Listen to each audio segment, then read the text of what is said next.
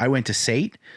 I got into the German, because they say like after high school, if you don't go to college or university right away, you'll never go. Yeah. Were you told that too? Yeah, totally. I was 17. I took a year off. Yeah, I wanted a year off so bad. You should have. My mom was like, no, but I was also 17. You gotta think I was still a minor. Fair.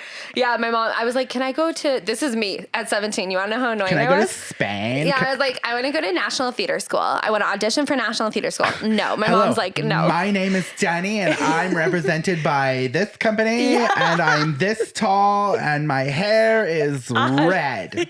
My hair was literally red at that time. It was red. I had bangs. I guessed. Yeah, 100%. Fun fact about that, I auditioned for a show and I ended up getting a call back and I hadn't heard from them for a while. So I had red hair. My agent calls me because I didn't hear back for so long, and I took another job. I was in a touring children's theater company. You dyed your hair after the audition. Oh, wait for it. Yeah, because I didn't hear anything back. Yeah. And then I took a job with Wagon Stage, which is like a touring children's theater company. I was like clowning for the International Children's Festival. I was like doing stuff. So I was like, whatever. Like I'm out of commission for the summer. Like I might as well try to go blonde. Okay, red hair to blonde, 6 rounds of bleach. My aunt is amazing. She's the one who does my hair, but she was amazing. And then the day after we did the last final round of bleach for a little bit, I get a call from my agent. She goes, hey, Dani, you got a call back for insert well-known show here. They love your red hair. Fuck. Yeah, so I gotta be like, I'm sorry. So my hair is blonde. Number 1, I'm booked until September. Number 2, because I didn't hear anything, so I'm like booked solid until September. Number 2, I'm blonde. So like, whoopsies, sorry. And they wanted to start filming right away, and she's like, "Could you dye it back?" Can you tell me? I'll cut it out. Oh, so this was recent too. It was 2016. Probably 2015. No, it wasn't that long ago.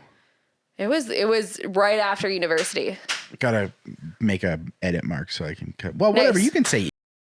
Who cares? Yeah, because then it's like I don't want like the agent to feel bad like watching them. Anyways, because we're still friends. That's our edit mark. Yeah, I love it. I'll bleep it out. Whatever. Yeah, thanks. Yeah, but anyways, it's just like a fun that thing. Sucks. I had one where they called and I had just shaved. Oh no. And they were like, you know what? They were like, they really like your look with the beard. And I was like, I don't have the beard. And she's like, what do you mean? I was like, I just shaved. Like I had to shave for work or something. Yeah. It was like I was doing other things. And I was like, great. And they're like, yeah, they're like, they want the beard. So like, it's not even any point in seeing you. And I was like, great. So funny. I used to get in trouble for all my tattoos too. But my thing was, I was like, that's fine. I'll come to early on set and I'll cover them myself. Mm-hmm. I was like, I'm a makeup artist. If I can cover them myself, like it doesn't matter. I have one on my back, like my very first one that I got is Marilyn Monroe. Mm-hmm. And it's like the signature or whatever in the lips from. And so that was my first one I got when I was 18. I got reamed out by a costume designer. She was so mad because I was in a show and she's like, I don't know how I'm gonna cover this. And I was like, well, just put a back on it. She's like, no, can't do that. I just can't believe actors getting tattooed. And then I was like, I will actually cover it every single day. I was like, if you're really upset, me, a people pleaser, if you're really upset about it, like I will cover it every day. Do whatever you want. I'll cover every day. She's like, how are you going to cover your own back? And I was like, I'll figure it out. What did we do every day before the show? I had to talk through to one of the girls who were doing backstage, like running backstage. I can't remember what she a showrunner? I don't know. Anyways, I had to literally, with a mirror, talk her through how to cover my back tattoo every day. Every single day. So I was like, okay, first you're going to use this. And no, you're going to go a little over to the thing. You're going to use this to blend. And you're going to do this. And then can you do this? You got to powder it. And guess what? They had ended up putting a snake on my, like, because I was wearing like a bra type thing. They ended up putting a snake across my back so you couldn't even see it. And under stage lights, you definitely couldn't see it. And I was like, okay, cool. Like every day it would take me like an hour because I was teaching someone else, right? Like I couldn't, like these, I was like, okay, I'll just like do it myself, do some color correction, whatever. Shave my arms for a week, like whatever, to make sure it's like really, I was like, okay, no big deal. But it was like the one back, I'm like, okay. Sounds good. Like, I'll just do it myself. Like, yeah. Fuck. But it's wild. Anyways, yeah. Acting is a wild ride. I want to go back to it maybe one day. Like, I really miss it and I love it. But part of me, there's still that part of me that's like, I don't want to change every single part of who I am to walk into an audition room to be like, please give me the job.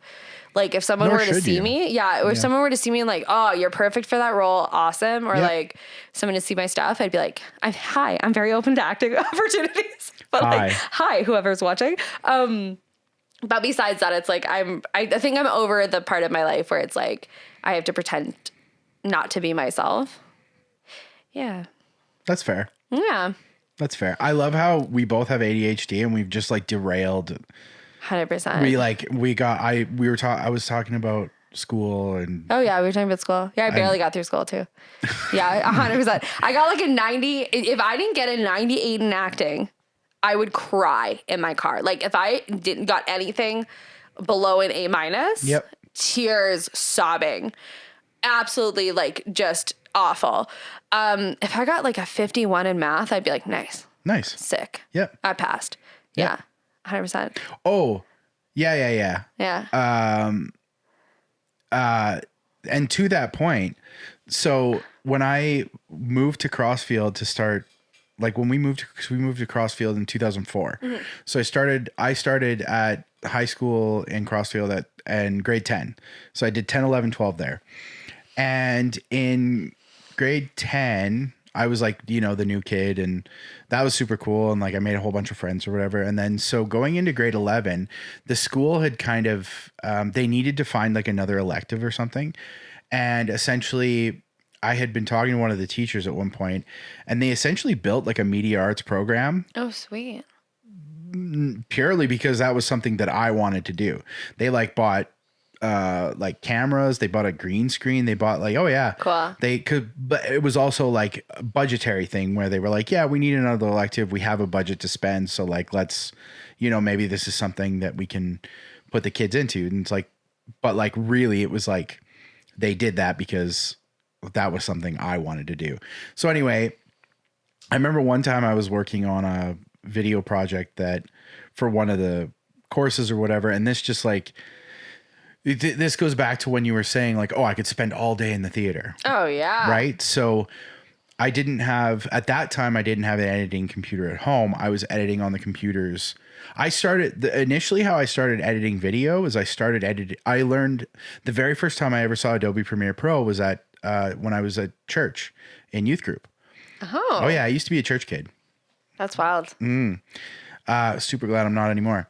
But the very first time I ever used Adobe Premiere Pro was at church in the youth group. And then at the school, it was Foundations for the Future Charter Academy was the school I went to when I lived in Calgary. Mm-hmm. What a nightmare that was. But I made one video when I was at FFCA, and I already had a little bit of editing experience based on the stuff that I had done through the church. So, and we're talking at that point, I'm probably like, because I was 16 when I moved. So we're talking like 14, 15. So I've been editing since I was that old.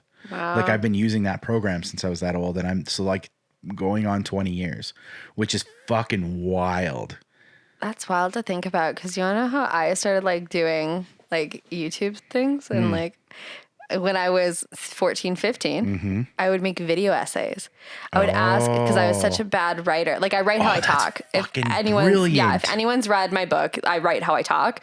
And I just like, so I wrote how I talk and like I'll write scripts and stuff like that. But like actually writing essays was awful. So one of the very first things I did was to the song Do You Feel by the Rocket Summer. I went around the school and I got time outside of class. This is also a little life hack.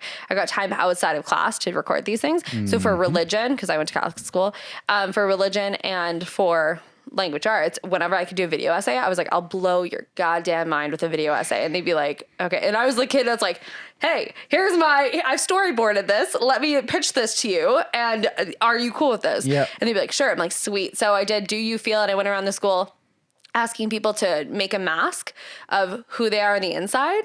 And then it was like all like a thing of like, who do you show yourself in the hallway? Which is so funny. Like, what do I talk about now is like literally the same shit. But I was like, who are you in the hallway? Who are you around your friends? And who are you on the inside? And so they would, instead of doing like a mask to cover the face or whatever, they would literally like create a mask of who they were on the inside. And it was like this whole thing where people around the school were like holding up these masks of themselves. And like the last shot was like me like taking the mask down. It's very poetic. It was really cool though. It was like, there was like one shot, I probably sent it to you. It's pretty cool. But there was like one shot where like they're holding where it says do, like, cause it was one of those things where it's like the lyrics are also on paper. Yep. So it was like, do you feel or whatever. And so it was like, there was one shot. A lyric video. Yeah. Yeah, totally. But they were like holding a piece of paper that said do, and like, it's like them at lunch or whatever. So you can see their feet, and then like them walking in the hallway, and like feel would be on the ground. And like, I was like so freaking into it.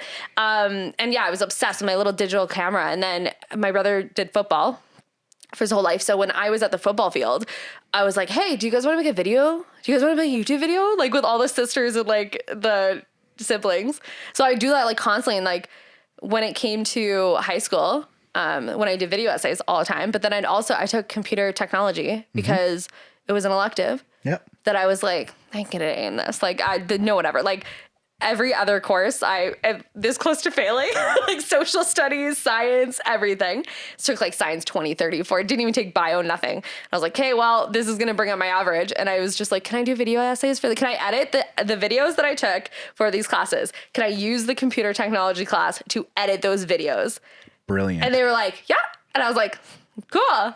Fuck, you and I would have been besties. I was gonna say you and I like because we had a very similar high school mentality experience, but I wish I had done the video essay thing. I think I would have aced school.